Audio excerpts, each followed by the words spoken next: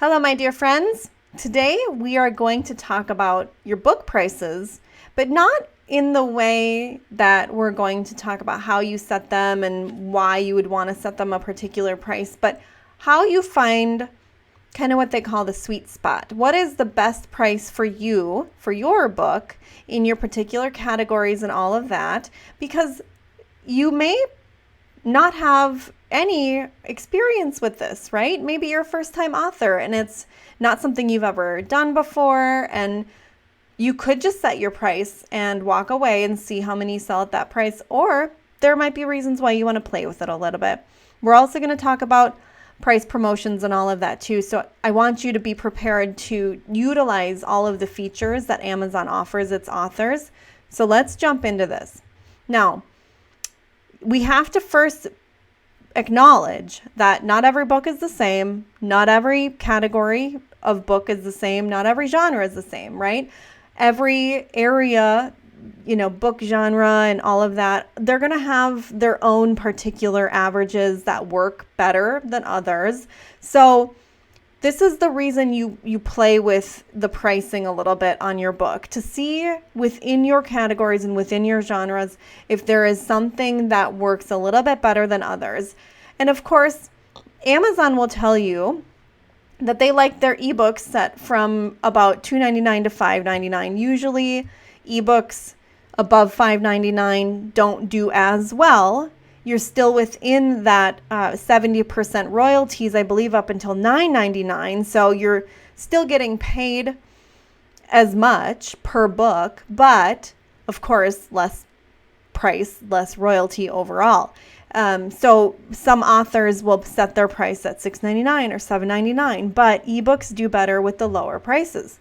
You may set your book a little higher, see how it does, and drop it down after a while. But think, just generally, we're talking for ebooks $2.99 to $5.99.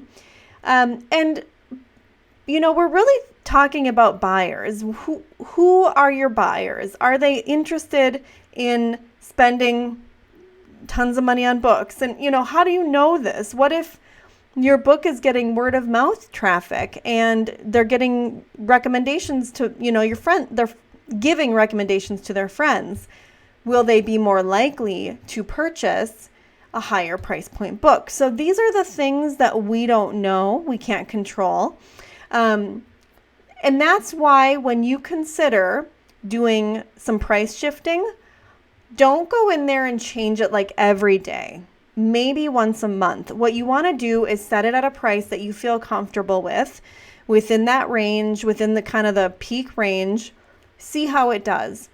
Maybe you just say, I'm going to set this for 30 days and then I'm going to drop it down, or I'm going to bump it up and we're going to set it for another 30 days. Just to do some experiments. You can always go in there and change it, but until you give it a chance to run a cycle through some marketing and promotion efforts, you're not going to know what that price point does for your particular book. And it really is more like for that genre, for that category. So you want to make sure that you're keeping an eye on your prices. And here's the thing.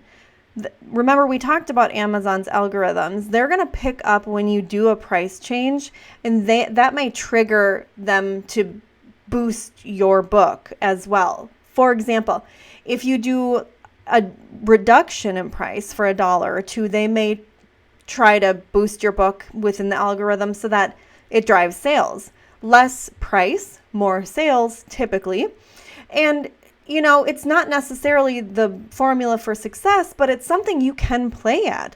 If you had your book priced at $6 or $7.99 and you drop it down a couple bucks, you're definitely going to see some results there just based upon the price drop. That would be my guess. And also Amazon's algorithms will support that as well. So again, if you have it on the lower end and you bump it up, you may have to have some reason to support that. Let's say you set your book initially at $2.99 or $3.99. And if your sales have been going well and you have some really good reviews and you have a lot of attention coming to your book, you may bump it up $1 and not see any dip in sales. But increased royalties, right? The algorithm will pick up that you've increased your price. But if you have a good sales level going on already and you have a lot of traffic to your book page and the conversion rate is doing okay, they're not going to punish you, so to speak, by, for raising your book price. So again, this all kind of depends on things, but I would encourage you to play with this a little bit after you publish and as you kind of get out there. Then you can consider running some promotions, and, obviously you can call it a promotion just by reducing your price as much as you want. But Amazon does allow you to run promotions when you're in their Kindle Select program and all of that. Here's a couple tips. When you're thinking of running a price promotion, when you're thinking of, should I give my book away for free, or how do I do this? If you are considering discounting your book right from the beginning, I'd recommend against it, because you need to give your book a chance to be out a little bit, at least a few months, so that, at your full list price, so that you can kind of test the sales water, if you will. Don't automatically dip it down all the way and set that as the precedent for your book price. That could really drive readers away from when you want to adjust it back to your full price. So what's the point of discounting if you are never going to be able to put something back to the full price, right? Like, that discount price is just your regular price now. Do you see what I mean? So go ahead and set the price where you want it. See how it does with the initial buzz, the initial launch, and then play around with it. Maybe you dip it down for a little while and say, for the next 15 days or next 30 days, I'm running a price promotion, whatever. So here's the other thing you want to think about. Do you drop it down to $1? Do you drop it down to free? Do you how do you drop it down? How much? For how long? A price promotion campaign typically means running your book for about a week or so, up to a week, at like $1 or $2. So it's not an extended period of time, like 2 months or a month. It's usually about a week or less, just saying, okay, for the next 5 days, my book is on sale for 99 cents. Come pick it up. And it helps boost attention to your page. You still have to have some good conversion rates. Once people are on there, they still have to buy it in order to help the algorithms support you. But it's not forever. And you don't necessarily need to drop it down that low. For example, if you are trying to run a price promotion on your hard copy book, do you want to take that from $15.99 to $1.99? Probably not. You might take it to $5.99 or $7.99, something a little bit more reasonable for, the actual cost you put into printing the darn book, right? So again, most price promotions last less than a week. Amazon KDP Select, I believe, allows you to run a free promo once every 90 days or something. I don't know if there is much sense in running it for free much longer than that. I mean, they don't allow you to, but when you think about it, the point of a free kind of giveaway is just to increase your traffic and your converting.